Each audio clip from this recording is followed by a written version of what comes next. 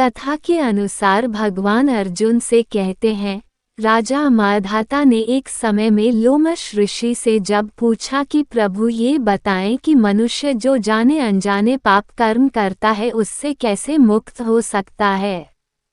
राजा माधाता के इस प्रश्न के जवाब में लोमश ऋषि ने राजा को एक कहानी सुनाई कि चैत्ररथ नामक सुंदर वन में च्यवन ऋषि के पुत्र मेधावी ऋषि तपस्या में लीन थे।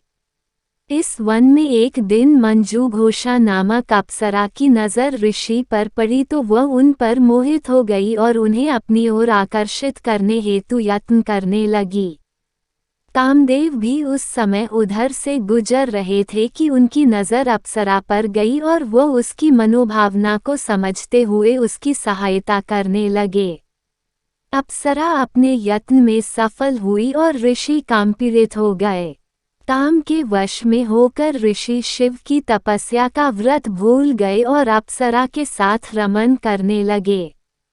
कई वर्षों के बाद जब उनकी चेतना जगी तो उन्हें एहसास हुआ कि वह शिव की तपस्या से विरत हो चुके हैं। उन्हें तब उस अप्सरा पर बहुत क्रोध हुआ और तपस्या भंग करने का दोषी जानकर ऋषि ने अप्सरा को पिशाचनी होने का श्राप दे दिया।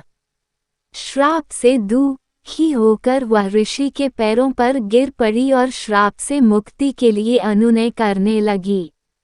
अप्सरा की याचना से द्रवित हो मेधावी ऋषि ने उसे विधि सहित चैत्र कृष्ण एकादशी का व्रत करने के लिए कहा। भोग में निमग्न रहने के कारण ऋषि का तेज भी लोप हो गया था, अतः ऋषि ने भी इस एकादशी का व्रत किया जिससे उनका पाप नष्ट हो गया।